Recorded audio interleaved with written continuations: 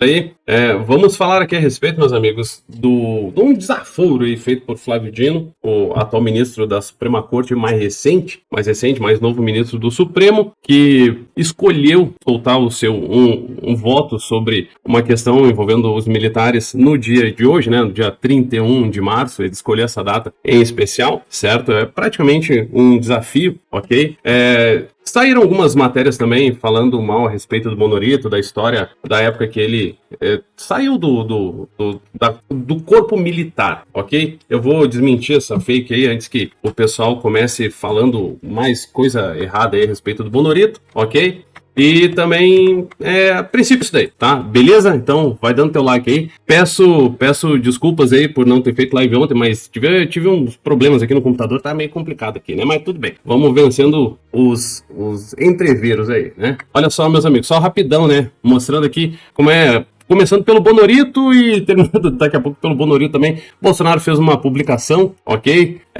Mostrando a publicação do MST, né? Ou do MTST, certo? Que eles fizeram quase a mesma coisa. Bolsonaro postou... Oh, meu Deus do céu. Bolsonaro postou no seu Instagram a publicação que foi feita, né? Ele deu um print e colocou uma imagem aqui ao fundo que tá o Lula com um boné do MST. Todo mundo sabe que o alcoólatra, ele simplesmente apoia o MST, não é de hoje, certo? Isso aqui Bonorito fez na sexta-feira.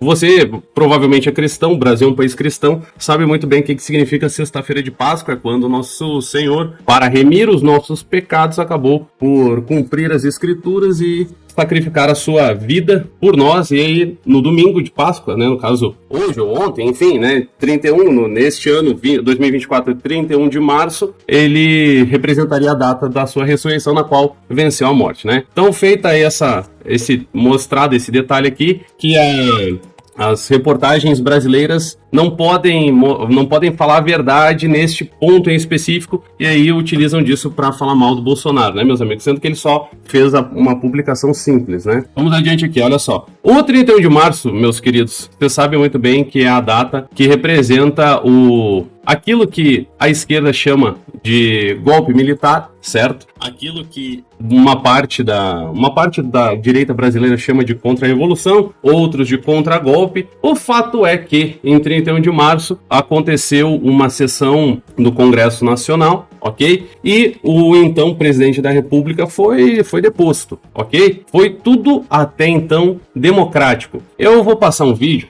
entretanto, esse vídeo, ele não tá mostrando aquilo que vocês já estão carecas de ver. Por exemplo, eu não vou mostrar aqui a história toda, que em 61 o Jânio Quadros renunciou e tentou dar um golpe nele próprio. Não vou nessa linha aqui. Eu vou mostrar uma reportagem feita pelo Senado brasileiro, o Senado Federal fez lá uma reportagem, e aí tem falas da época, ok? Talvez o som esteja um pouco ruim, porque são as falas da época, eu tentei dar uma tratada no som para melhorar ele, e o ponto importante é que o senador Auro de Moura foi aquele que declarou a vacância do cargo da presidência da República, certo? Ele declarou a vacância, e aí, meu querido amigo, o baile tocou do jeito que deveria ter tocado. Não tem ninguém vago, não tem ninguém na presidência da República, o presidente estava dando rolezinho por aí, e aí o que acontece? Foi declarado a vacância, ele estava numa vertente comunista, e aí, meu amigo, o restante nós sabemos tudo. Então vamos ouvir essas falas aqui, que eu acho que é bem relevante e vocês não devem ter visto isso ao longo do dia, ok? Vamos lá então.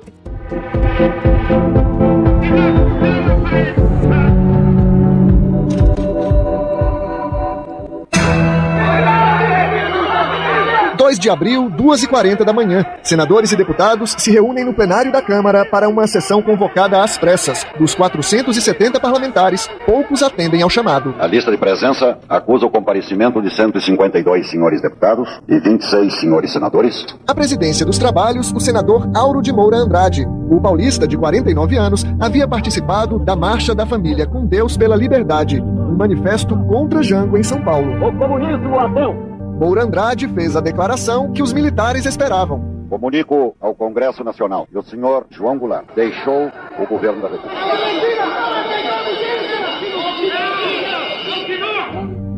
Essa barulheira é a gritaria e discussão da época, viu? O chefe da Casa Civil, Darcy Ribeiro, mandou um ofício ao presidente do Congresso. O senhor presidente da República incumbiu-me de comunicar a Vossa Excelência que, em virtude dos acontecimentos nacionais das últimas horas, decidiu viajar para o Rio Grande do Sul.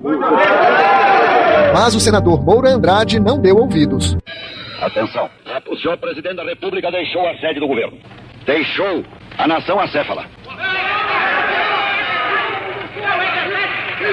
Numa hora gravíssima da vida brasileira, em que é mister que o chefe de Estado permaneça à frente do seu governo.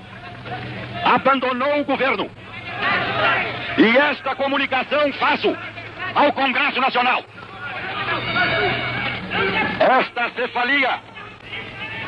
Esta cefalia configura a necessidade do Congresso Nacional como poder civil imediatamente tomar a atitude que lhe cabe nos termos da Constituição brasileira para o fim de restaurar nesta pátria conturbada a autoridade do governo e a existência de governo. Não podemos permitir que o Brasil fique sem governo abandonado. Há sob a nossa responsabilidade a população do Brasil, o povo, a ordem. Assim sendo, declaro vaga a presidência da República. Só uma observação, tá, pessoal? Pouco antes dele fazer essa declaração, o senador Auro de Moura Andrade, ele recebeu um papel do auxiliar do Jango, certo?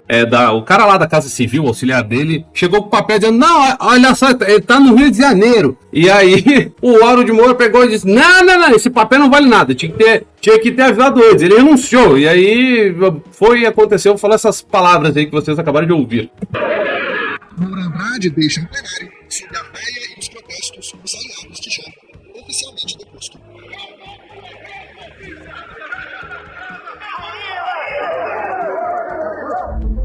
Quase 50 anos depois, o Congresso reconheceu que João Goulart estava no Brasil e anulou aquela sessão. 49 anos depois, quase meio século depois, aparece o Renan Calheiros falando isso daí. Mesmo que simbólica, para que nós possamos fazer com que a verdade prepondere ao longo dos anos. A devolução simbólica do mandato de Jango reconhece um erro do passado, mas não muda o que aconteceu em 64. No dia 2 de abril, o Brasil acordou com um novo governante. Às 3h45 da madrugada, os presidentes do Congresso e do Supremo Tribunal Federal vieram ao Palácio do Planalto em um carro escoltado por homens armados. Numa rápida cerimônia, deram posse a Ranieri Mazzilli. O deputado era o primeiro na linha da sucessão presidencial. No mesmo dia, o Ministério das Relações Exteriores informou outros países sobre a mudança. À tarde, o presidente dos Estados Unidos, Lyndon Johnson, reconheceu o novo chefe do Executivo brasileiro. Naquela quinta-feira, este homem entrou no Palácio do Planalto com uma pistola carregada. Ele é Aníbal Teixeira. Já foi deputado federal e ministro do Planejamento. Em 64, era deputado estadual em Minas Gerais. Ele não gosta de ser chamado de espião, mas admite. Recolheu informações decisivas para os militares deflagrarem o golpe contra João Goulart. Eu fazia parte de informação contra informação. Eu fazia um desenho com pesquisa de como estava o empresariado, como estava a própria imprensa, para poder dar as dimensões do que poderia vir a ser esse movimento. Aníbal trabalhava para o general Carlos Guedes. O comandante da infantaria em Belo Horizonte queria ter certeza de que a tropa de 1.600 homens a caminho de Brasília não seria recebida a bala por milícias fiéis a Jango. Garantir o funcionamento do Congresso, garantir a ordem, não houve nenhum tumulto em Brasília. O presidente João Goulart não quis resistir. Ele não queria que houvesse derramamento de sangue. No Rio de Janeiro, a população saiu às ruas, mas foi para comemorar. A Marcha da Família, com Deus pela Liberdade, na ex-capital da República, reuniu quase 1 milhão de pessoas. No Congresso, a preocupação de parlamentares contrários ao golpe. Os jornais de hoje já publicam a relação de 40 senhores deputados escolhidos para serem expulsos mediante cassação de mandados. A degola veio uma semana depois, com o ato institucional assinado por uma junta militar. O Comando Supremo da Revolução passou por cima da autoridade do Congresso, cassou 40 deputados e senadores e convocou o parlamento para, no dia seguinte, indicar um novo presidente da República. Na eleição indireta, venceu Humberto de Alencar Castelo Branco, um dos líderes do golpe, e o destino de 79 milhões de brasileiros ficou na mão de um general eleito por 361 pessoas. Quando Castelo Branco tomou posse, o presidente deposto já tinha se exilado com a família no Uruguai. Lá, João Goulart recebeu a notícia da cassação de seus direitos políticos no primeiro ato institucional. Jango morreu no exílio, sem nunca regressar ao Brasil.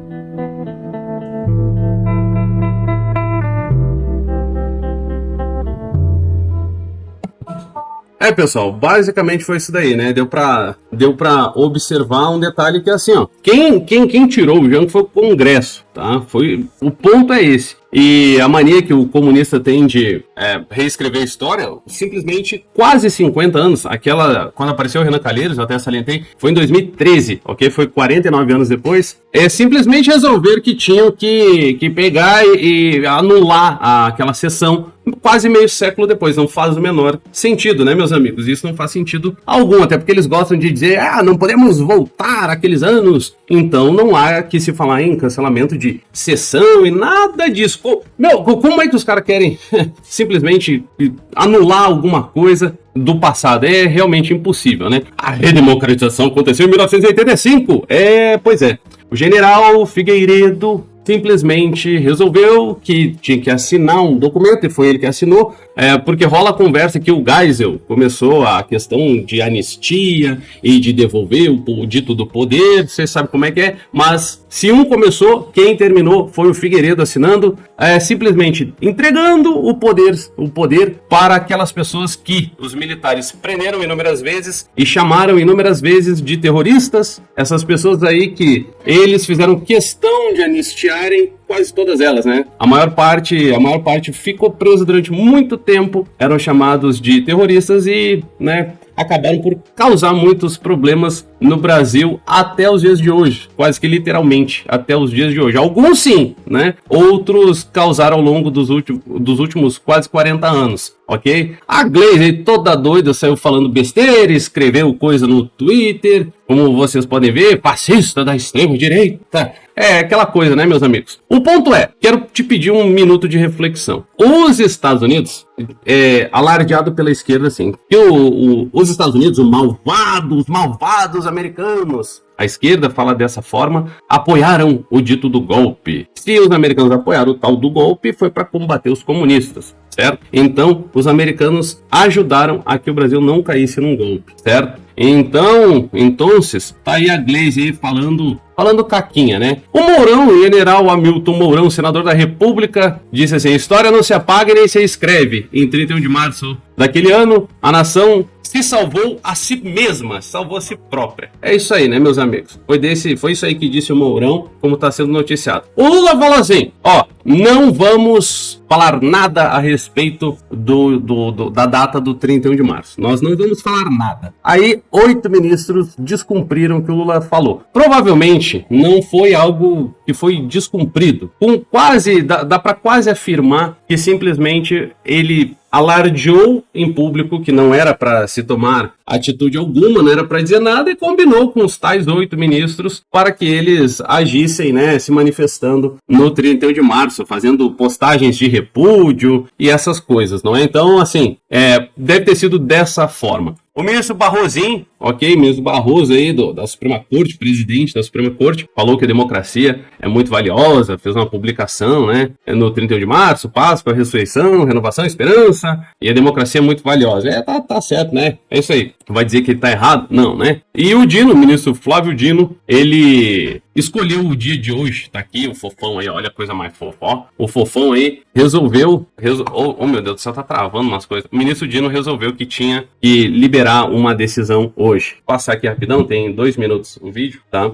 Vamos assistir aqui, por favor. O ministro do Supremo Tribunal Federal, Flávio Dino, chamou a ditadura de período abominável e a função militar de subalterno. Pois Flávio Dino escolheu o julgamento virtual e essa data, 31 de março, 60 anos do golpe militar de 1964, para depositar o voto dele no sistema virtual do Supremo Tribunal Federal em um julgamento de uma ação direta de inconstitucionalidade feita pelo PDT. O partido questiona nesse julgamento o papel das Forças Armadas, qual a interpretação desse papel das Forças Armadas na Constituição, se, por exemplo, as Forças Armadas poderiam fazer intervenção militar. Então o julgamento começou ainda neste sábado no plenário virtual, vai até dia 8 de abril. Luiz Fux foi contra contra essa interpretação de que as Forças Armadas, que é o relator, o Luiz Fux, ministro, teria essa possibilidade constitucional de interferir na vida política do país. Ele foi seguido integralmente pelo presidente da Corte, o ministro Luiz Roberto Barroso, e Flávio Dino colocou o voto dele hoje, um voto também nessa data simbólica, como eu disse. Vou ler um trecho aqui do que Flávio Dino diz. Ele disse, abre aspas, o poder é apenas civil, constituído por 3 ramos ungidos pela soberania popular, direta ou indiretamente. A tais poderes constitucionais, a função militar é subalterna, como, aliás, consta no artigo 142 da Carta Magna. Completou o ministro durante o voto dele, dizendo, então, que aquele artigo 142 da Constituição não diz respeito a uma possível intervenção militar ou papel moderador das Forças Armadas. Esse é um artigo bastante questionado quando a discussão é sobre esse poder das Forças Armadas. Há diferentes interpretações, mas Flávio Dino entendeu, então, que as Forças Armadas são subalternas ao poder civil que está expresso na Constituição. Flávio Dino, apesar de ter seguido o relator Luiz Fux, dizendo, então, que as Forças Armadas não têm esse poder moderador, não poderiam fazer intervenção militar, ele colocou uma diferença ali no voto, que ele diz que é preciso difundir essa informação para os próprios militares, de que as Forças Armadas não têm esse poder moderador. Ele diz o seguinte, a notificação visa expungir desinformações que alcançaram alguns membros das Forças Armadas, com efeitos práticos escassos, mas merecedores de máxima atenção pelo elevado potencial deletério à pátria. Isso foi o que Dino escreveu, divergindo então um pouco ali na tese, falando que é preciso que as Forças Armadas informem os militares de que eles não têm esse poder moderador. Como eu disse, segue então esse julgamento, uma ação movida pelo PDT, que está no plenário virtual, vai até o dia 8 de abril. Até agora há pouco tínhamos esses 3 votos do relator Luiz Fux, seguido pelo presidente Luiz Roberto Barroso, e agora o voto Flávio Dino.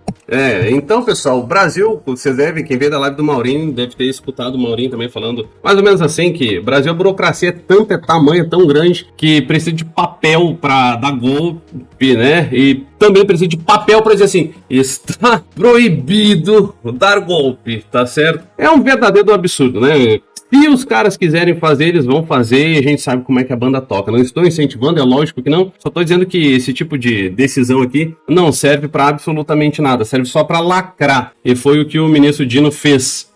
Deu uma bela de uma lacrada no dia de hoje, né? Esperou o domingão, não tinha mais nada o que fazer. Não tinha lá, né, a família para ficar, os 50 quilos de chocolate para comer, e aí ele resolveu que tinha que liberar o seu voto no dia de hoje, né? Meus amigos, eu peço o seu like, muito importante, ok? Muito obrigado pela sua presença. Quero agradecer as pessoas que fizeram algumas doações no Pix. Muito obrigado, e se você também quiser doar, você pode fazer no Pix, que é o e-mail, está aqui em cima na tela, doiparowill@gmail.com. Fiquem com Deus, um beijo em vossos corações. Até amanhã, valeu, falou. Tchau, tchau, tamo junto. Dá o like, é isso aí, né? Tamo junto, valeu. Não deixe as fakes aí do Bonorito irem pra frente, tá certo? Beijão, até mais. Faz o Pix. Tchau, tchau.